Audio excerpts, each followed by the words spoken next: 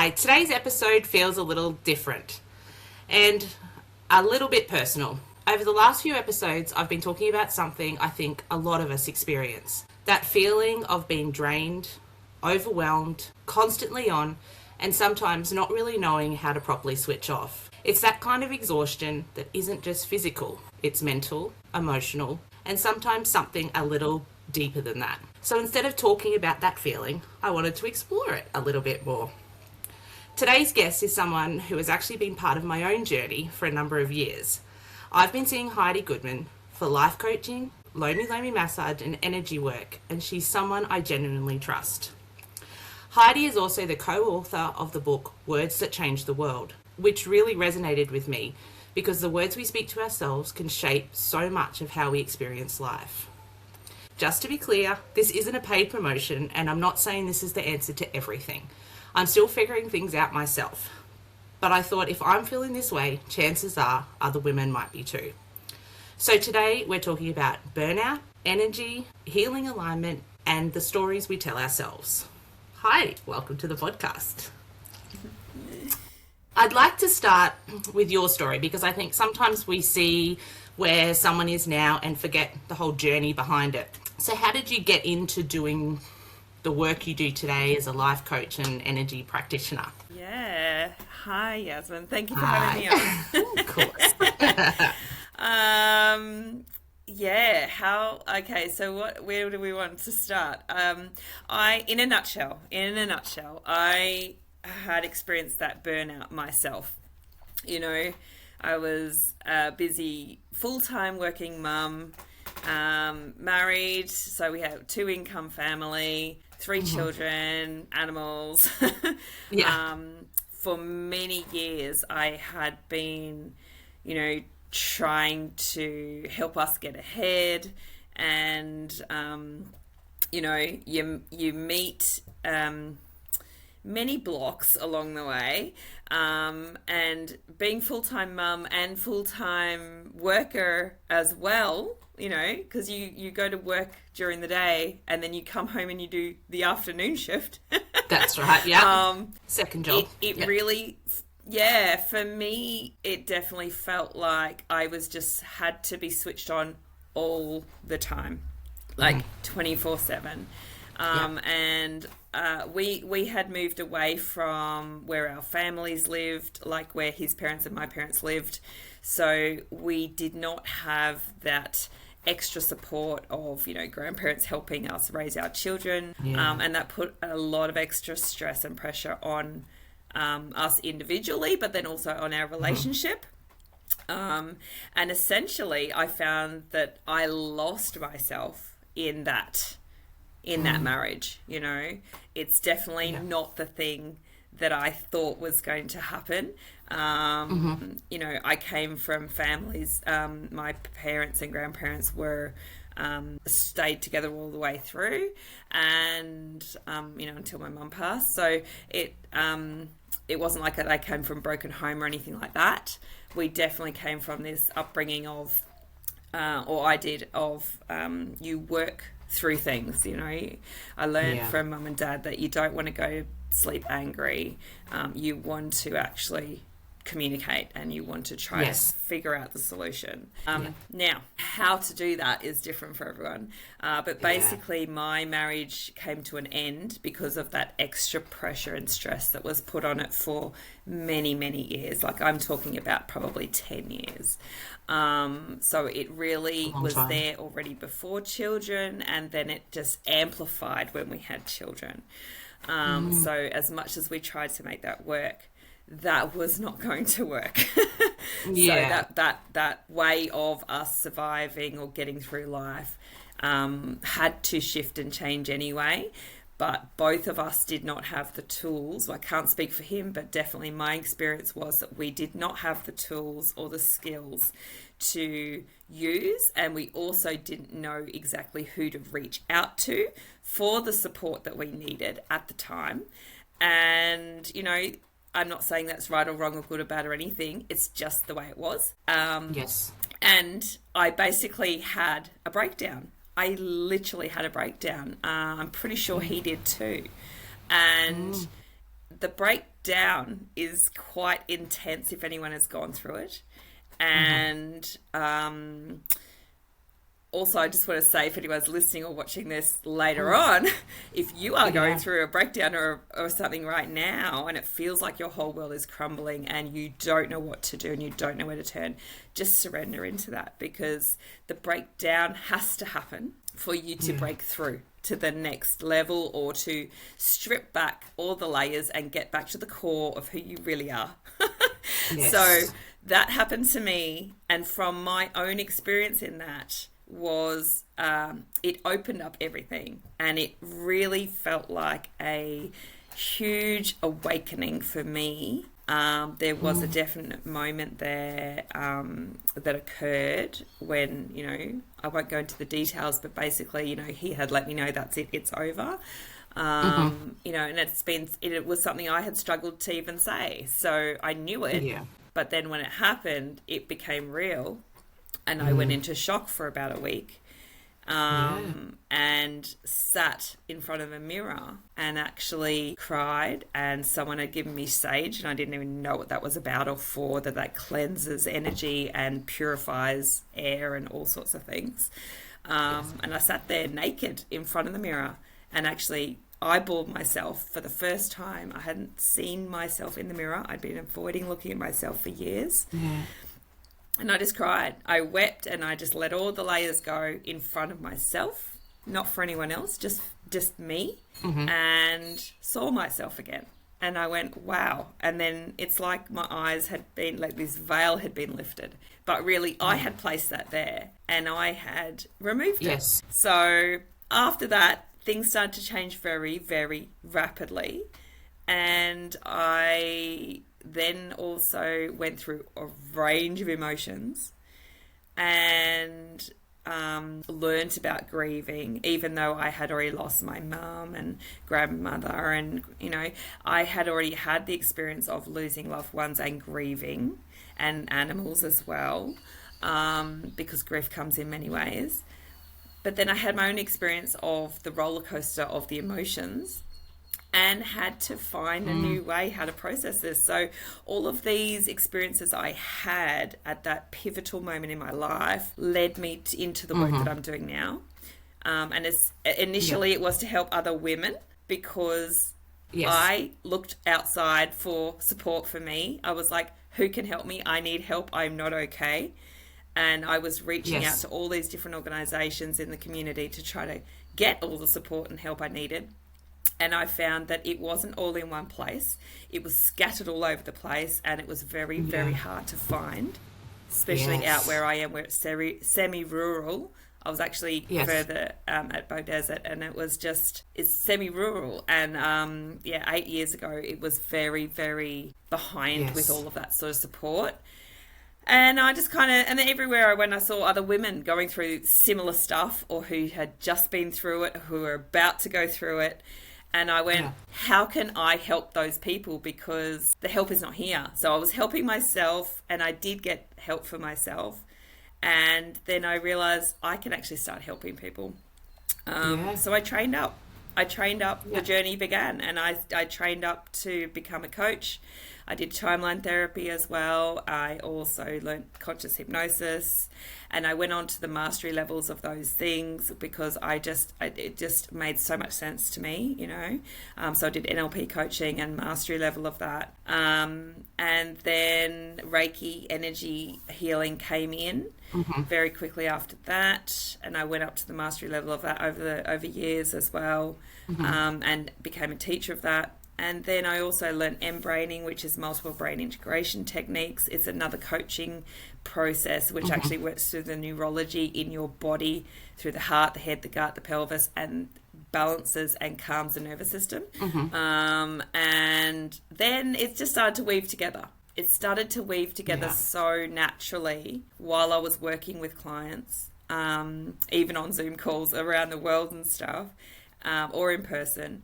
And then I brought on Lomi Lomi Hawaiian massage as well, which had been something I had experienced like 20 years ago and loved.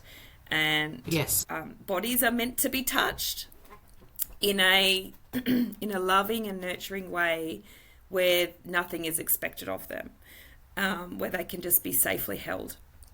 And if something needs to be released, you know, like an emotion, then it can be there. Well, it does sound like everything. It's been sort of a natural progression that you sort of just added to things as you've kind of gone along. And did you find even before, you know, sort of your breakdown, did you have a natural instinct that you wanted to sort of help people, or that sort of came naturally after you processed your own? Yeah, that's a good question. Breakdown. It has been a natural progression. One thing, you know, in all of my little experience that I went through, big experience, I did lots of reflection, and I had learnt these kinds of things before, but I was learning them in a new way. I have always been extremely passionate about learning and not just having knowledge, because you can have all the knowledge in the world, but if you do nothing with it, it is worth nothing. Yes. So you've got to embody, you've got to put it into practice. But basically it is all about, for me, this work is all about bringing people back to who they really are, to the wisdom that's inside, that they have all the answers. Somewhere along your journey, you also became a co-author of the book Words That Change the World. How did that opportunity come about for you? Awesome book. I was so blessed. Okay, I met the lady who published it, Emily Gower. I met her at a business networking event, a women's business networking event on the Gold Coast, probably 5 years ago. I'm just trying to think, how long ago was it? It was just after we started having the in-person meetings again, after, you know, COVID messed everything up.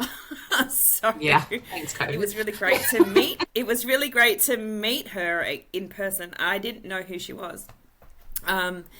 And she's this beautiful young woman who is highly successful, has published, I think, 13 books now of her own, as well as she's published many other books for people.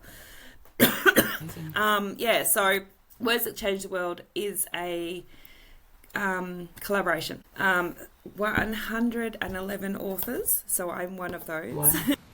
Great. Contributed to this book. And from 11 countries. I saw her post for it, and I was like, yes, I'm definitely in.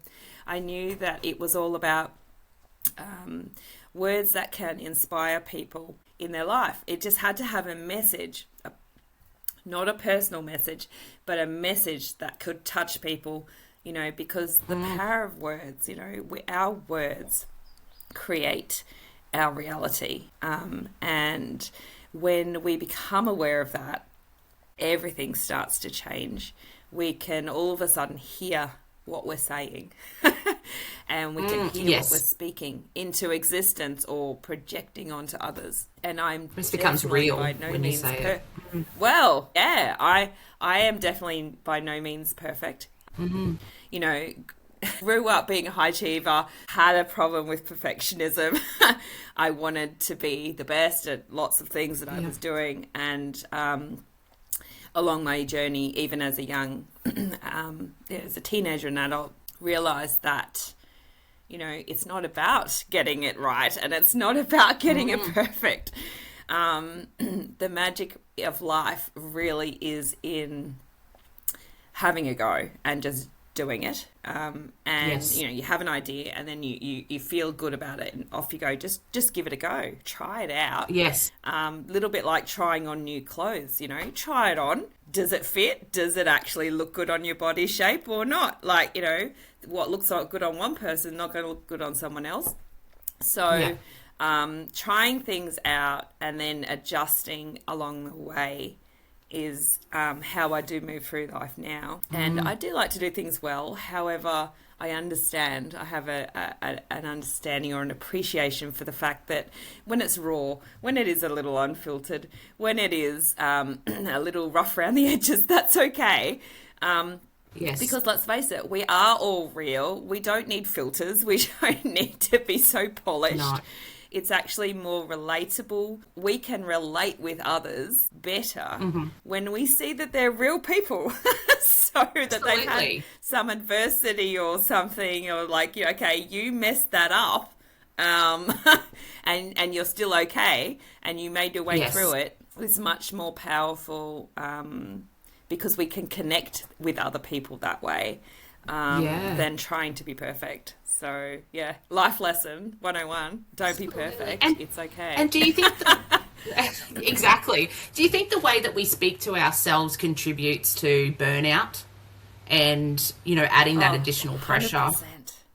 Yeah. 100% Right. It does. It absolutely does. Actually, a really great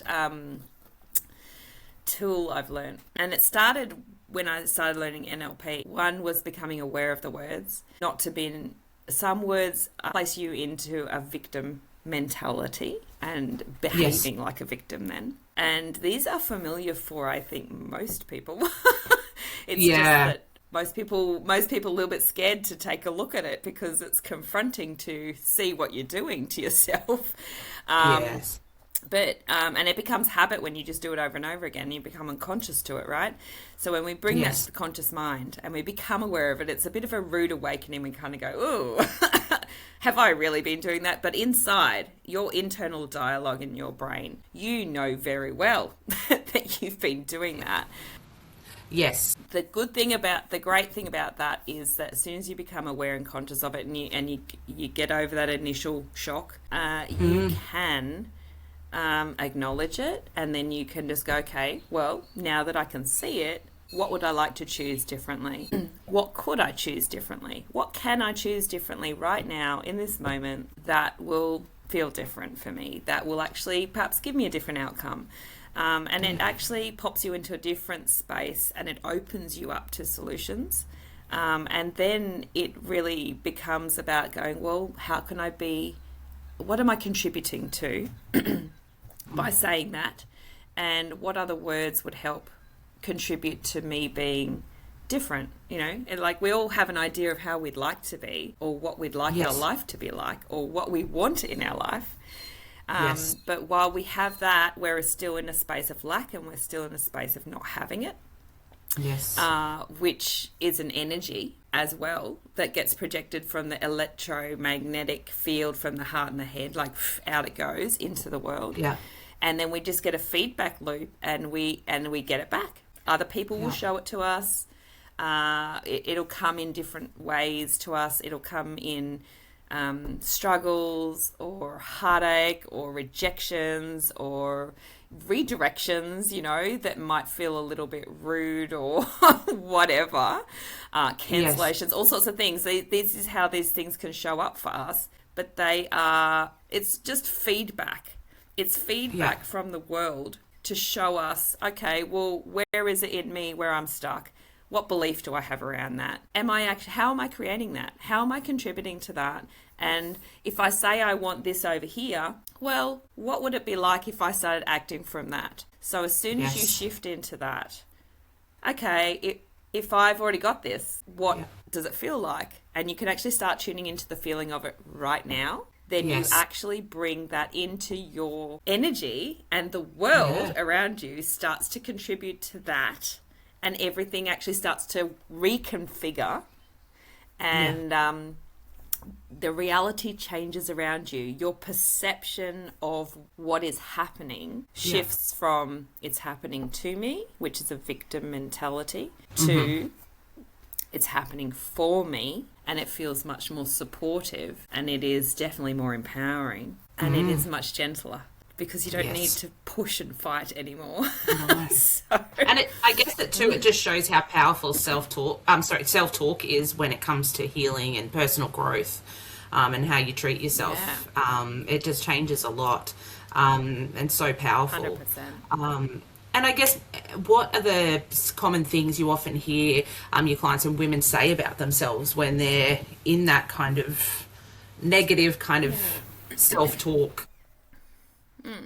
So I started off working with women. I want to say that because of what I was going through, and then it was when I had a colleague of mine was going through something, and I offered some support to him. You got to ask permission first before you help people, even your friends, because maybe they don't want it, and that's fine. You have to respect that. But he did. He said, "Yeah, cool, help me," and so I took him through a coaching session, and it really helped. And he said, "Why are you not working with men? And I just, I came up with excuses. Yeah. I had a story. So this is the power of words.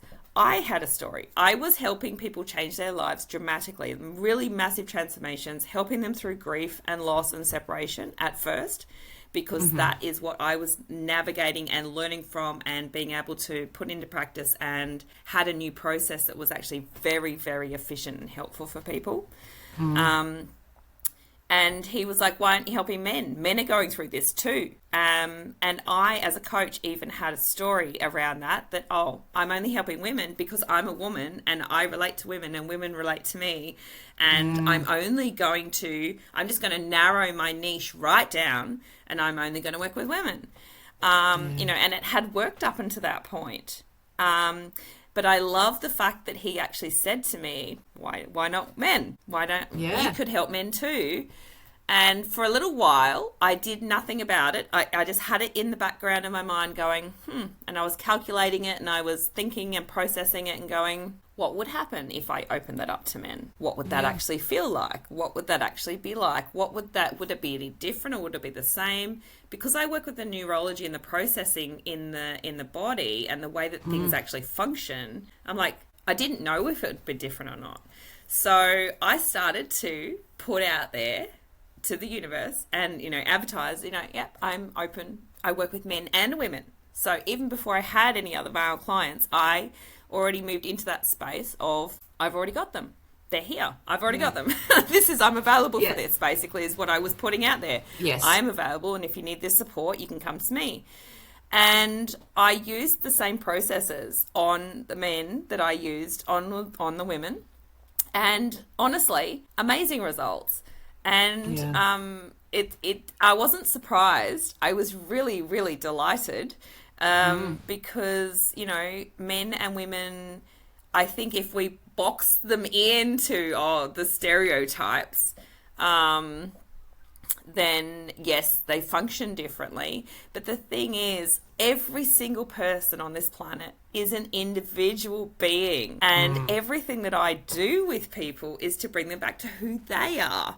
So it doesn't really matter whether they're a man or a woman when they come work with me. I'm like, fantastic. I love that they're a man or they're a woman. Like that's actually even beside the point. The thing is, they are an individual being. My job is to hold that safe space for them to connect to who they really are, under all of the layers of trauma or any stories they've built up from their experiences, and get to the core of it and just say, hey, is it working or is it not working? What's a different way we can do this? How would your life be when it's more freer and open and flowing, and when you're clearer and you have direction? What is that like for you? And it actually starts to clear that and open that up. And every man is different and every woman is different. So it actually opened up a whole new world for me, just from, me having that one story. And yes, I started there, but then being given the opportunity to open that up and then go, and the words that played out in me, even as I reflected and as I moved through and as I kind of moved forwards and strategized and all these sorts of things that had to happen along the way, it's all got to do with the dialogue and the words and checking it and being aware and actually conscious of it and going, okay, well, realizing words, what they carry, the energy that they carry, whether it's heavy, whether it's light, is it helpful, is it not helpful? Oh my goodness, is it mine, is it not mine? So, we buy into stories, we buy a subscription to stories, and then we say that that's our belief. And it's like, where did you get that from? Most of the time, I definitely had that experience in my life. By stories that are not ours. We might see it on a podcast. We might see it on a story, in a book. We might actually see it on a movie. We might hear it on the radio. We might watch it on telly. And then it goes in and it goes in and it goes in, and just like hypnosis. And then before we know it, we believe it. So it's not until we start to question and go, where did that come from? Is that really mine? Is it helpful? Is it not helpful? If I chose something different, what could I choose? And then what would that give me? Yes. Then that starts to shift everything and realign us to what we really want. And it also opens us up for it to happen in ways that we cannot limit and imagine. Like, it'll happen in ways better than we could make up ourselves. Yes. Absolutely. And I guess, probably a little bit more, are now about sort of, I guess burnout, because I feel like so many people, men and women, we're carrying so much mentally and emotionally. I guess, why do you think people feel exhausted when they're doing everything that they're supposed to be doing? When everyone's feeling... Actually, I am really curious about that, because we definitely, we're in Australia.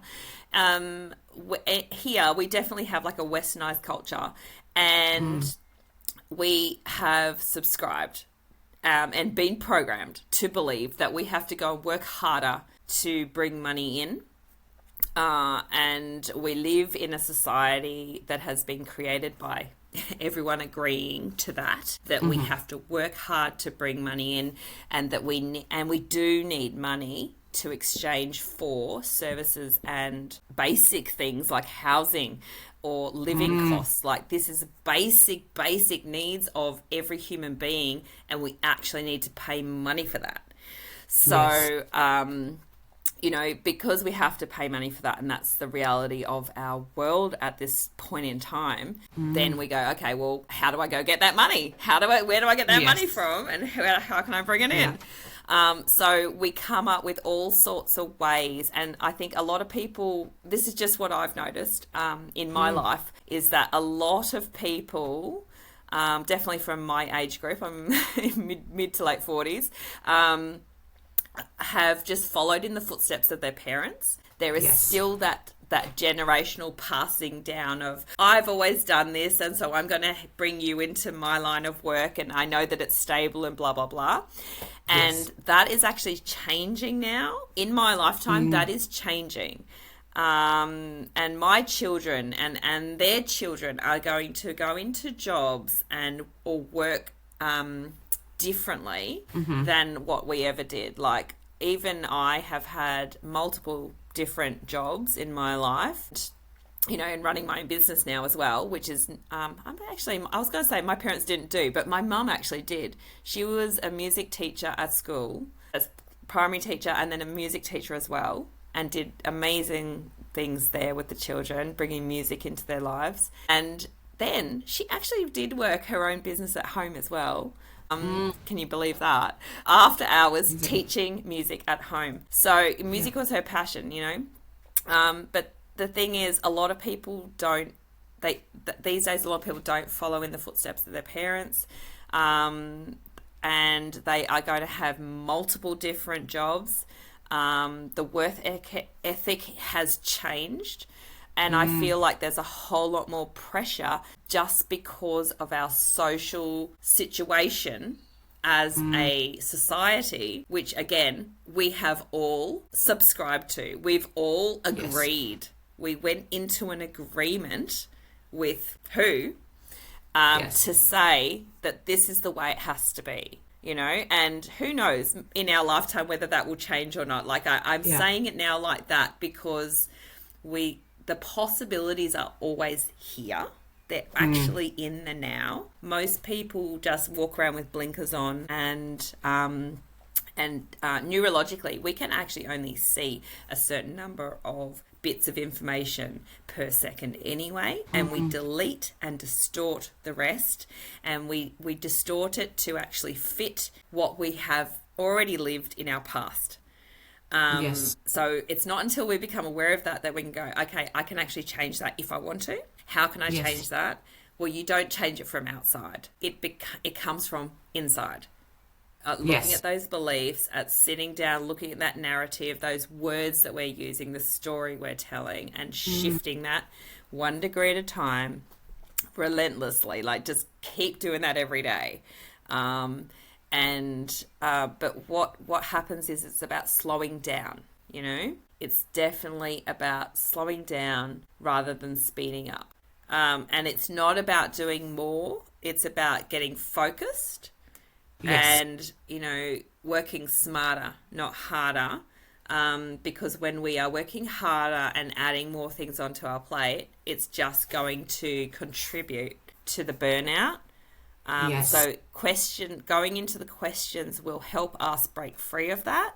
And this is something I'm learning from a new modality that called Access Consciousness that I was introduced to last year, and has literally changed my life. It's gotten me from overthinking into having not much going on in my brain at all. Like, it's quite clear and free and open these days, which is such a relief for me. But basically, it is all about asking the questions. So when we question, it actually opens us up.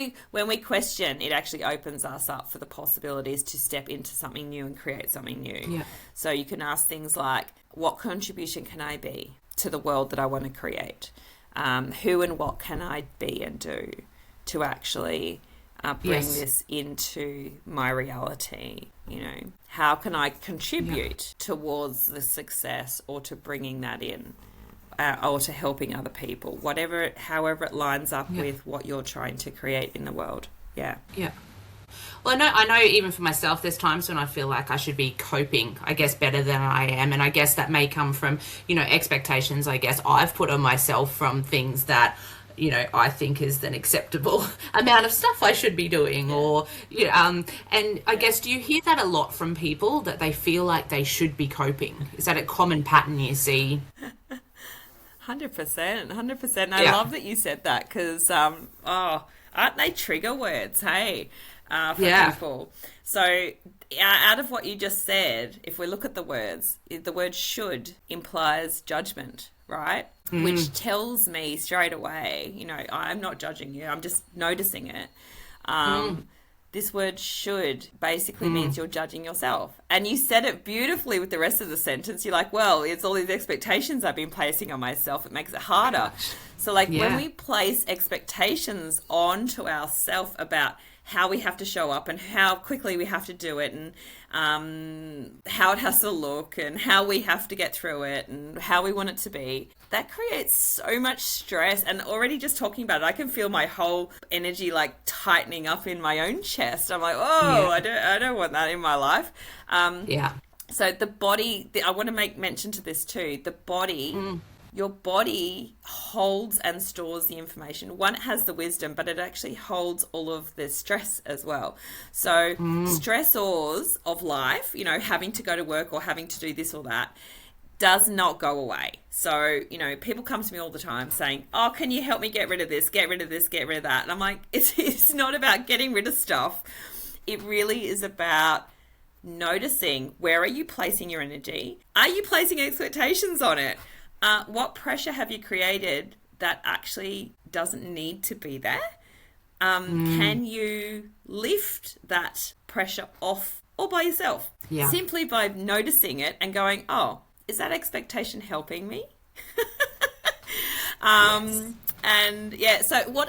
actually curious, what have you noticed about that in your life? Because you're mentioning that, and I think you have come to me with that before as well, and a lot of people do. It's more that, I guess, I'm working mum, got the kids, I should be able to do everything with the kids, I should be able to work a full-time job and then be happy about it, or be completely fulfilled. And I guess that when I'm like, no, I should be able to do this, people have done this before, there's other people doing it, I should be able to do it.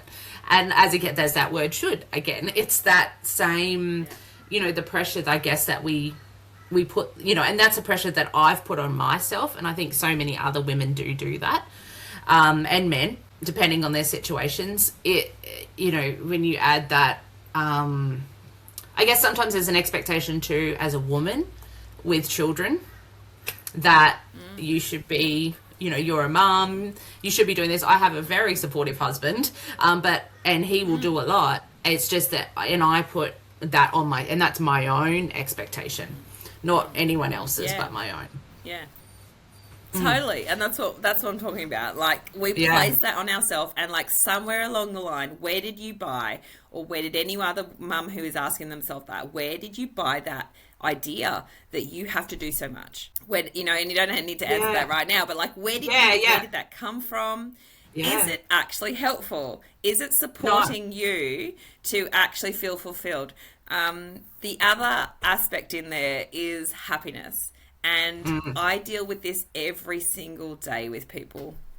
Happiness, what is happiness? Where does it come from? Is it created from? A lot of people at first will tell me it's my kids, it's this, it's that, it's all these external things, and I'm just like, I'm like, where else does it come from? Like, it can come to you from outside, but that's not where it originates from.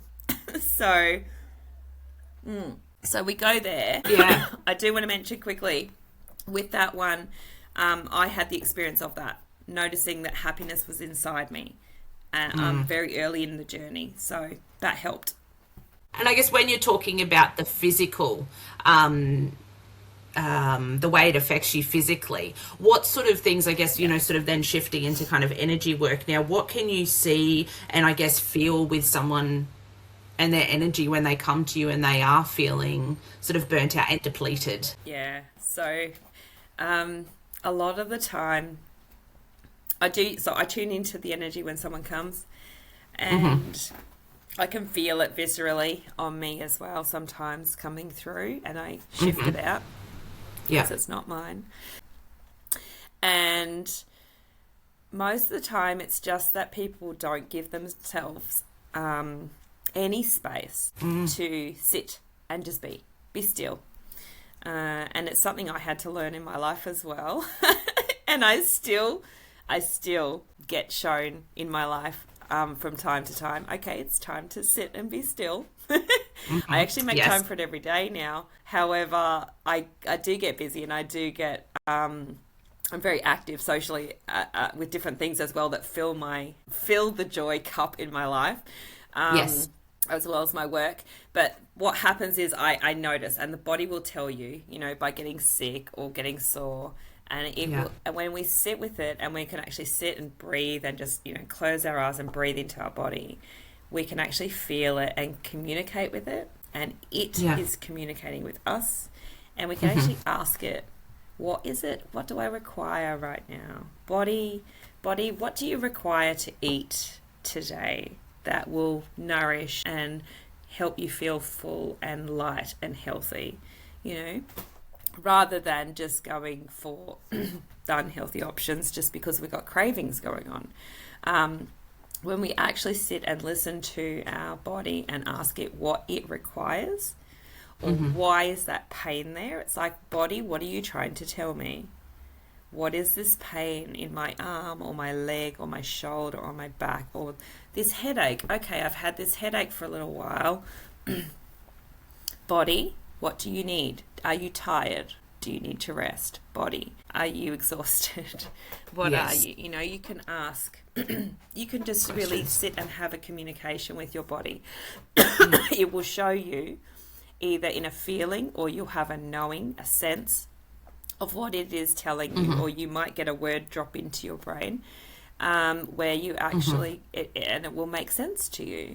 And you'll be like, oh, okay, that's the thing. That's right. I partied hard last night for a birthday party, and now I need to rest for a day or two. Like there's right?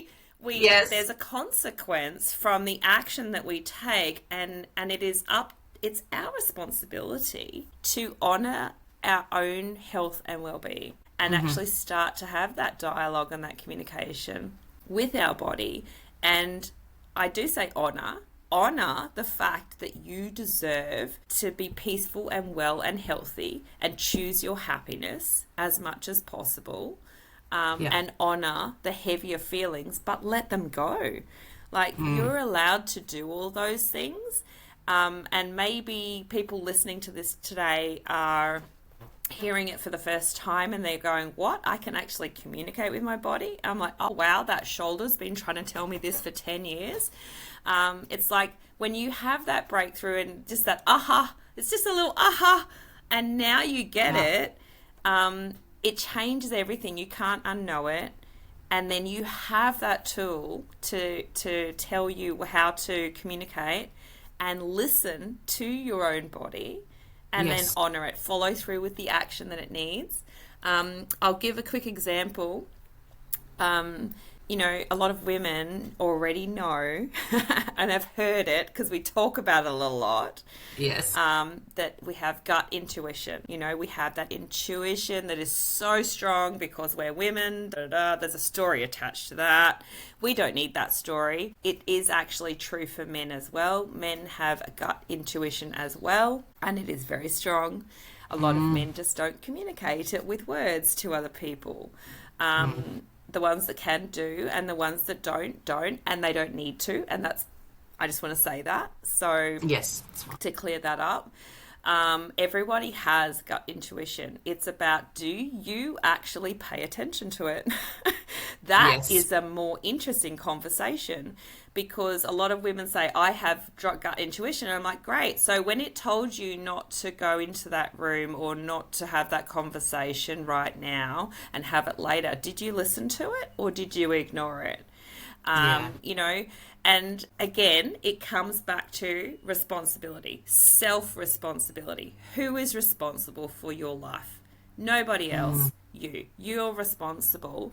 And once you take responsibility for your own life, you can start to choose who you want to be, what you want to do, how you want to act to be that person.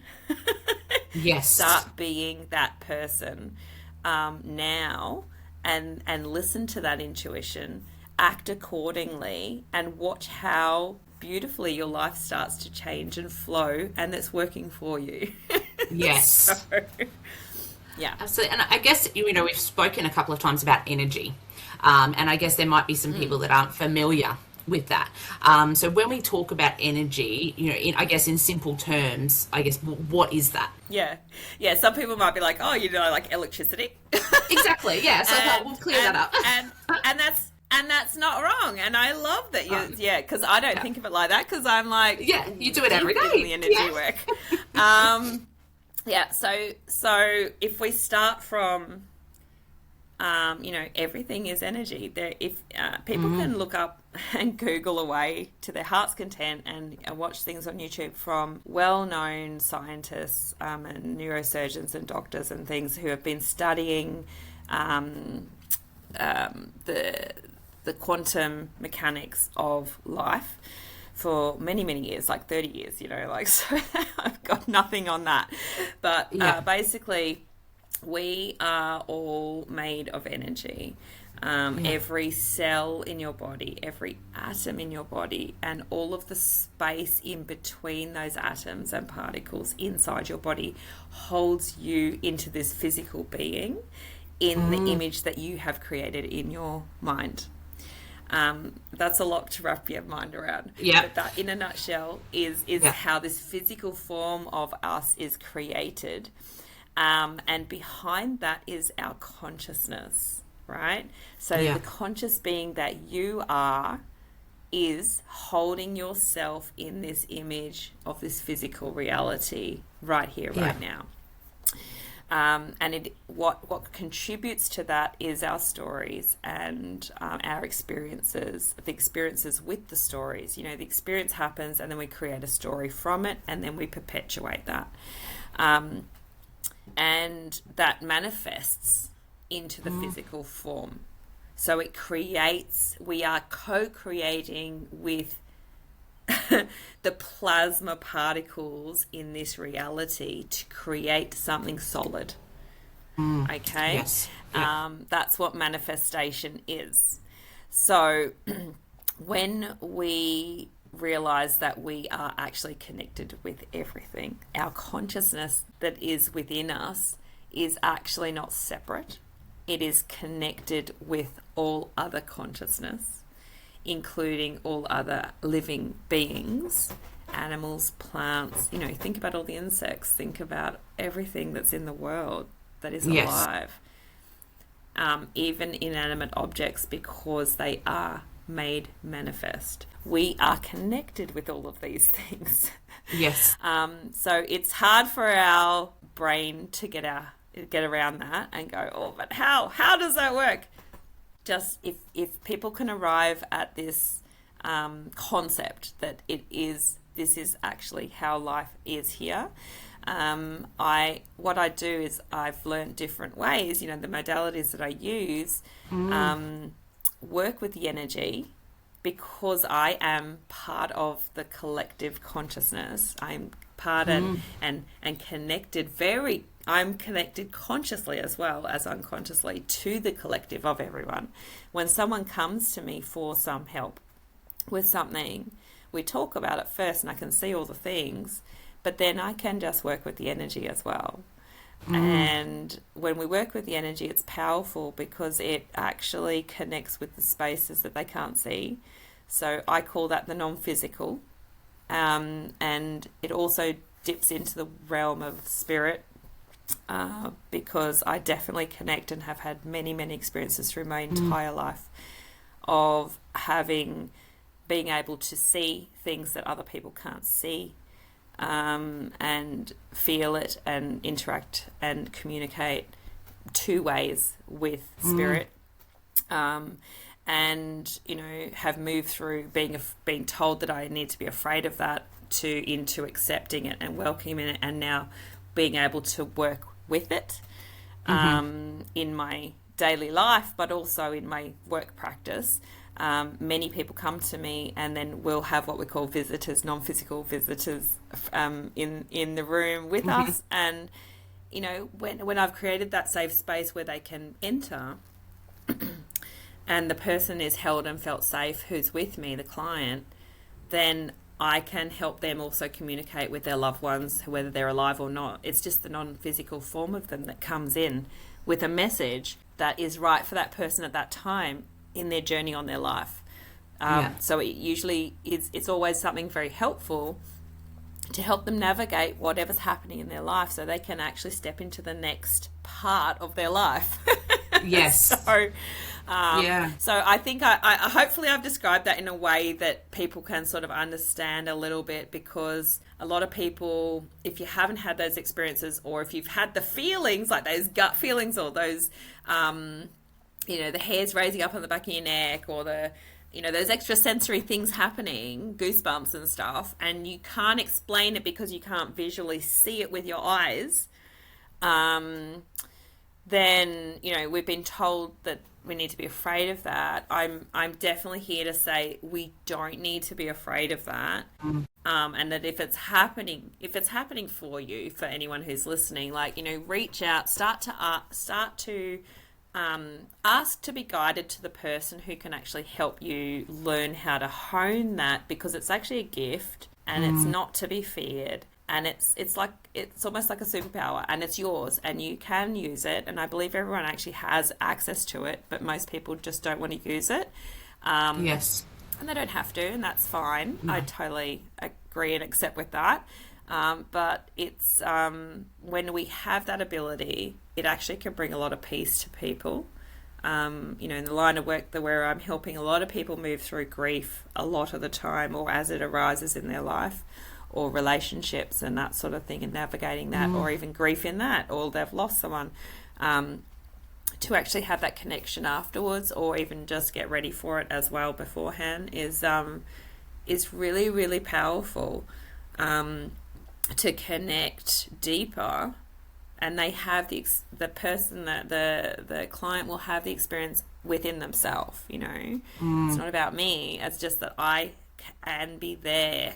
I have the ability to hold that space open safely for that person to connect and receive the message or the information they need, and then they get to choose what they want to do with that. And I feel like that's a really important thing. Well, it's not important, it's just that it's helpful. It's a very helpful thing, and I feel really blessed and honored that I have that ability, and that I had the journey of going through being afraid of it and being told to fear it, and then blocking it, and then opening it back up so that I could actually help others who are ready to receive what they need to receive. Totally. So don't think it's a bad thing. Absolutely, no, definitely not.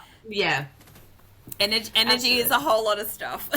Absolutely. And I guess with the Reiki, I guess that you do. So some of the things, Reiki, I guess what happens for people that haven't experienced that before, what happens during a Reiki session? Reiki is hands-on or hands-off healing. I can also do it by distance. So it could be anywhere in the world, because like I said, we are all connected. So I just, ask permission first and then connect with your energy. And it's different every single session for people, because every session that anyone has with me for anything is different every time, because when you come into your session, you are different. Yeah. You've moved through life a little bit, you've moved through time and space, you've had some new experiences, you might have taken some stuff on, you might have also let go of some stuff, and you are actually different. You're still you, however, you've got some different things in your energy. So you might have put some extra stress in there that week, or you might have actually offloaded, gotten rid of, and just actually let go of some stuff. And so you're a whole lot freer and more open. And then we can just amplify that and go, well, how good would you like it to be? So it's usually hands-on touch. It's very gentle and or on or around the body.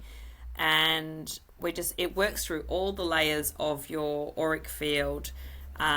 There's multiple different layers of your energy that relate to the unconscious, the subconscious mind as well, etheric layers, programming and all that sort of stuff, as well as the physical body and emotions as well, and the mental body. And what happens is it's like a cleanup for the body. On all those levels, we basically just set the intention with Reiki, and then I channel it through my hands, and it's direct through from source, the most divine source energy that there is, Christ consciousness energy, and I just channel that through me with that person's intention. The energy will flow there to balance their energy out and invite that in and release what doesn't match it, basically. Beautiful. It's absolutely beautiful. So yes. Sometimes those sessions end up being sometimes people fall asleep, and other times people actually very awake, and we have a big conversation while it's happening. Sometimes other times not. Sometimes there's music, sometimes there's not. Like, it's a very personal experience, individualized. Every experience with me is, and that's good. And then and sometimes it's a big channeling session because they're very connected, and so I can actually just freely channel for them the messages that are there coming through, and that's always fun. I was like, more of that, please. I love that. Yeah. And I guess my favourite's a Lomi Lomi massage. Had one last week. It was great. And I guess for someone who hasn't experienced that before as well, so that's something else that you do, and I absolutely love it. Like, I feel so great, and I feel really different after from when I started to when I walk out with you. So I guess probably just letting people know what that is, because I always sort of imagine it's sort of the flow and energy kind of moving through, so I'm all clear. That's sort of how I imagine it whilst I'm having it. So I guess hopefully I'm right with that. But what's sort of I guess the lobby.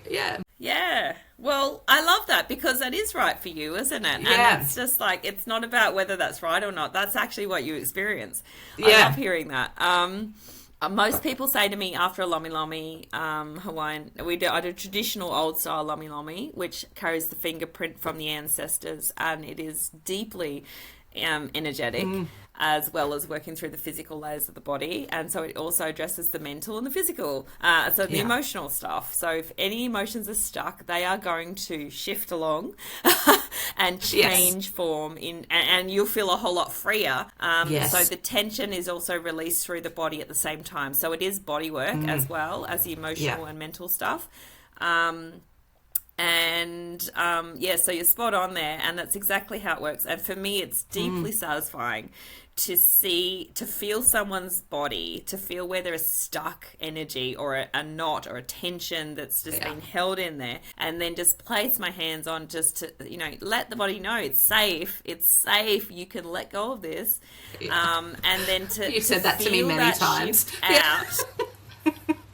To feel that shift and actually the person let go, because ultimately you've got to let go. Like, yes, I can do the work, but the work really is you letting go. So the quicker you let go, the more enjoyable it is, and you can just fall asleep, you know. Yes. Or whatever. So nice. Yeah. But you feel, it has multiple benefits though, because it works through the soft tissue through to the deeper tissue, and it also gets the lymphatic system working really, really well. So it clears out toxins during this massage. So anything that's stored will be cleared out in that. This is why we need to hydrate well afterwards and things like that. Any kind of energy work, you need to hydrate afterwards, because toxins will be released. Whatever you've been holding on to is toxic, and the body will have a chemical exchange and let go of it afterwards. I had some big healings on the weekend, just in the last week, especially yesterday on my birthday. So this is contributing to Happy my... birthday.